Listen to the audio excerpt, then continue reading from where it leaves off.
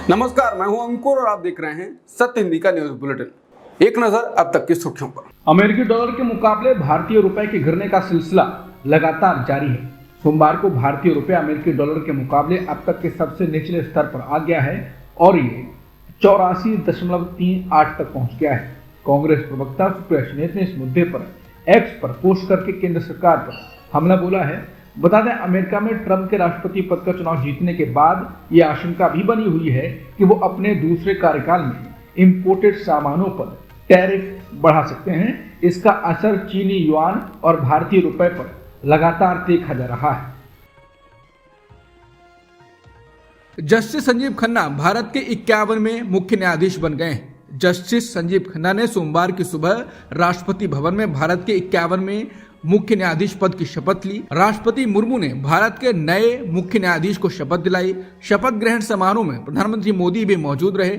बता दें, रविवार को जस्टिस डीवाई चंद्रचूड़ ने भारत के 50वें मुख्य न्यायाधीश के तौर पर अपना कार्यकाल खत्म किया था। वो 2 साल से भी लंबे समय तक इस पद पर रहे थे। जस्टिस संजीव खन्ना ने भारत के चीफ जस्टिस के रूप में शपथ ले ली है। सीजेआई चंद्रचूड़ के रिटायर होने के बाद अब जस्टिस खन्ना सीजेआई बन गए हैं, जिसके बाद सवाल उठ रहा है कि क्या संजीव खन्ना की सरकार से बनेगी या ठनेगी। इसकी वजह यह भी है कि आने वाले समय में कई महत्वपूर्ण मामलों की सुनवाई चीफ जस्टिस की अध्यक्षता वाली बेंच के समक्ष होनी है। इन मामलों में बिहार में जाति जनगणना की वैधता, मैरिटल रेप, नागरिकता संशोधन अधिनियम, कई सालों से जेल में बंद राजनीतिक कैदियों के केस के साथ ही पीएम मोदी से जुड़ी बीबीसी की डॉक्यूमेंट्री जैसे मामले भी हैं। इसके अलावा चुनाव आयुक्त की नियुक्ति अधिनियम 2023 को सुप्रीम कोर्ट में चैलेंज किया गया है। इस मामले की सुनवाई नए चीफ जस्टिस की बेंच ही करेगी। अब आपको ये भी बता दें कि नए सीजेआई संजीव खन्ना 456 बेंच का हिस्सा रह चुके हैं। इस दौरान उन्होंने 117 फैसले भी लिखे हैं। जस्टिस खन्ना ने कई महत्वपूर्ण मामलों में फैसला सुनाया है। जस्टिस संजीव खन्ना की अध्यक्षता वाली बेंच ने ही 26 अप्रैल को ईवीएम में हेरफेर के संदेह को निराधार करार दिया था। साथ ही पुरानी पेपर बैलेट प्रणाली पर वापस लौटने की मांग को खारिज कर दिया था।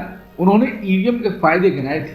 हालांकि विपक्ष लगातार ईवीएम पर आरोप मढ़ता रहा है। बता दें, जस्टिस संजीव खन्ना उन 5 जजों की बेंच का भी हिस्सा थे जिसने राजनीतिक दलों के वित्त पोषण के लिए बनाई गई चुनावी बॉन्ड योजना को अवैधानिक घोषित किया था। जस्टिस संजीव खन्ना 5 जजों वाली बेंच का हिस्सा थे जिसने तत्कालीन जम्मू कश्मीर राज्य को विशेष दर्जा देने वाले संविधान के अनुच्छेद 370 को निरस्त करने के मोदी सरकार के फैसले को बरकरार रखा था। जस्टिस खन्ना की बेंच ने ही पहली बार दिल्ली के तत्कालीन मुख्यमंत्री को कथित आबकारी नीति घोटाले के केस में लोकसभा चुनाव में प्रचार करने के लिए 1 जून तक अंतरिम जमानत दी थी। उत्तर प्रदेश के मुख्यमंत्री योगी आदित्यनाथ ने झारखंड के पनकी में एक जनसभा को संबोधित किया। इस दौरान उन्होंने कांग्रेस को लेकर कड़ी टिप्पणी की। उन्होंने कहा कि जब ये राम मंदिर का निर्माण नहीं कर सकते, भगवान बिरसा मुंडा को सम्मान नहीं दे सकते, बाबा साहेब भीमराव अंबेडकर को सम्मान नहीं दे सकते, बेटियों को सुरक्षा नहीं कर सकते, बांग्लादेशी घुसपैठियों और रोहिंग्या मुसलमानों को बाहर नहीं निकाल सकते, गरीबों का कल्याण नहीं कर सकते, तो फिर इनको चुनना ही क्यों है।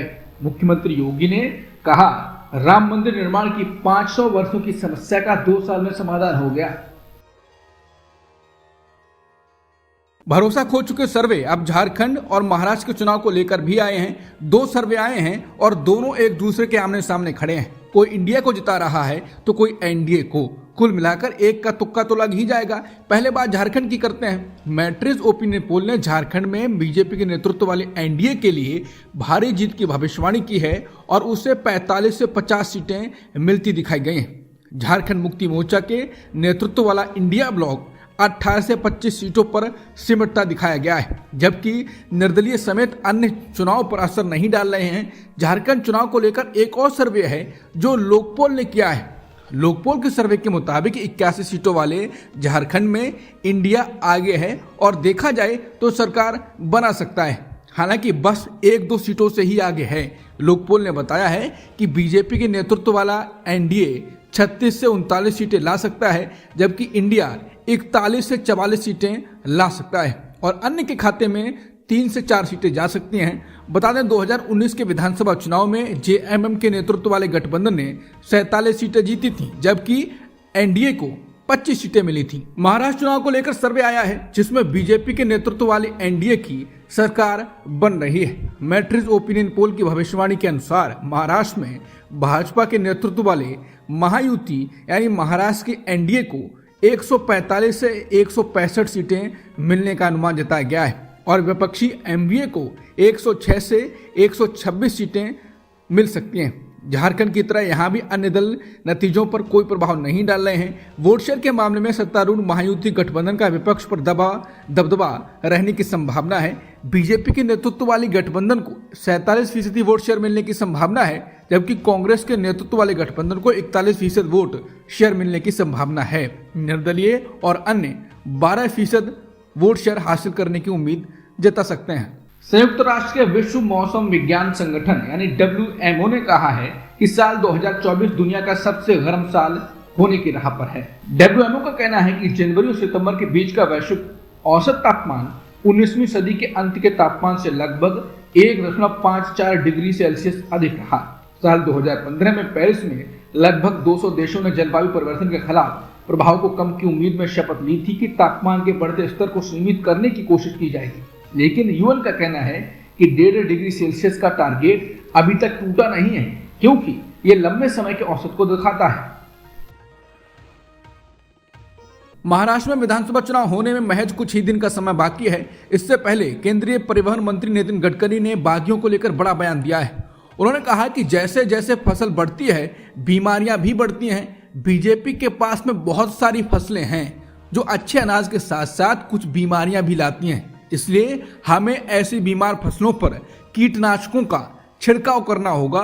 केंद्रीय मंत्री ने कहा कि बीजेपी कार्यकर्ताओं की पार्टी है। नितिन गडकरी ने अब साफ किया है कि उनकी महाराष्ट्र चुनाव में कोई भूमिका नहीं है। उनसे सवाल किया गया है कि चुनाव में महाराष्ट्र में हार के बाद नड्डा और अमित शाह ने स्थानीय नेताओं के साथ कई सारी मीटिंग को की, लेकिन वे इन मीटिंग में मौजूद नहीं थे।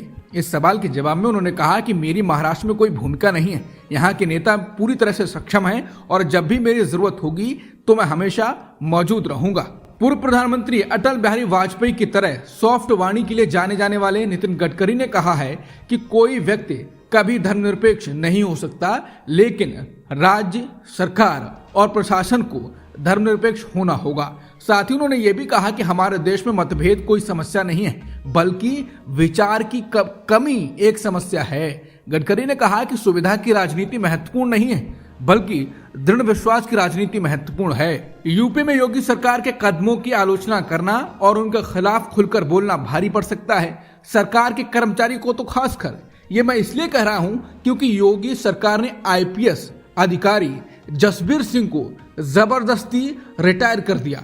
जसबीर सिंह ने सरकार की नीतियों पर सवाल उठाए थे और वर्षों पहले योगी आदित्यनाथ के खिलाफ राष्ट्रीय सुरक्षा अधिनियम यानी NSA के तहत मामला दर्ज करने में महत्वपूर्ण भूमिका निभाई थी। जसबीर को जबरन रिटायर किए जाने के पीछे पहले 5 साल उन्हें निलंबित रखा गया और अब उन्हें जबरन रिटायर कर दिया गया। जसबीर सिंह ने चूंकि योगी आदित्यनाथ सरकार की एनकाउंटर नीति की भी आलोचना की थी, इसलिए ये कार्रवाई की गई।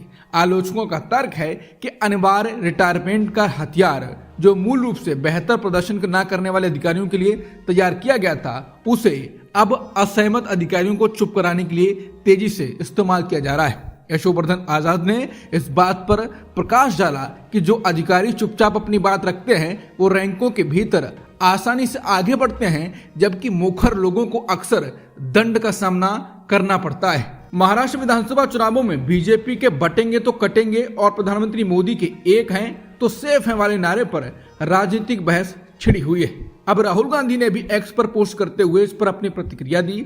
राहुल गांधी ने अपनी पोस्ट में एक तस्वीर को साझा करते हुए कहा कि मन की बात अब जुबान पर। राहुल का शेयर किया गया पोस्टर फौरन ही वायरल हो गया। पोस्टर पर मोदी और अमित शाह के अलावा मोदी सरकार के राष्ट्रीय सुरक्षा सलाहकार अजित डोभाल, कारोबारी गौतम अडानी और सेबी प्रमुख माधवीपुरी बुच के फोटो हैं। पोस्टर में इस फोटो के जरिए बताया गया है कि भाजपा के नारे एक हैं तो सेफ का मतलब है इन 5 लोगों के एक होने और सुरक्षित होने से।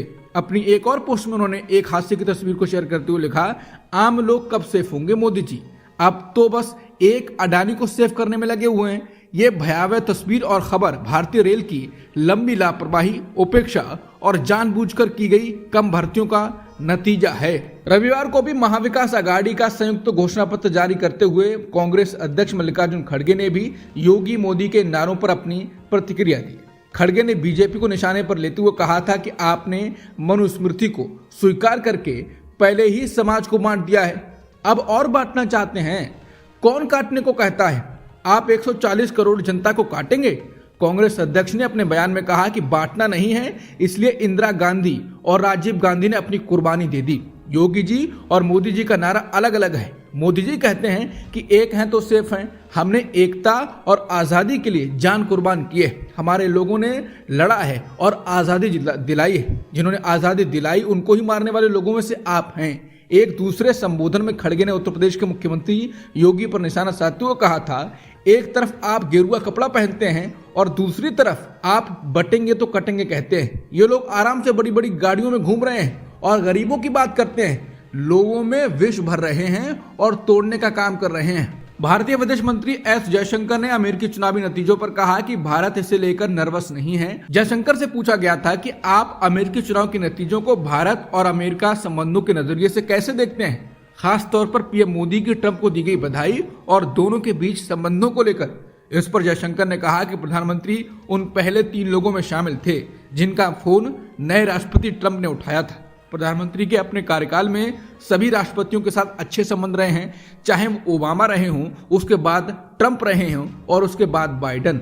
विदेश मंत्री ने कहा कि इस स्थिति ने काफी सहायता की है, भारत में हो रहे बदलावों में से भी मदद मिली है। मैं जानता हूं कि दुनिया के बहुत से देश अमेरिका को लेकर घबराहट की स्थिति में हैं, लेकिन मैं साफ कर दूं कि भारत उनमें से एक नहीं है। अरब और मुस्लिम देशों के नेता सोमवार को सऊदी अरब की राजधानी रियाद पहुंच रहे हैं। ये सम्मेलन गजा और लेबनान में इजराइल के साथ चल रहे युद्ध पर फोकस है। सऊदी अरब की सरकारी मीडिया एजेंसी वफा के मुताबिक फिलिस्तीनी और लेबनान क्षेत्रों में बढ़ती हिंसा ने अरब और इस्लामी नेताओं को तत्काल कार्रवाई करने के लिए मजबूर किया है। रियाद में चल रहे इस सम्मेलन में शामिल होने के लिए पाकिस्तान के पीएम शहबाज शरीफ भी सऊदी अरब पहुंचे हैं। इजरायली मीडिया रिपोर्ट्स के मुताबिक बिन्यामिन नेतन्याहू ने पहली बार ये माना है कि हिजबुल्लाह के सदस्यों को निशाना बनाने वाले पेजर्स धमाके इजरायल ने किए थे।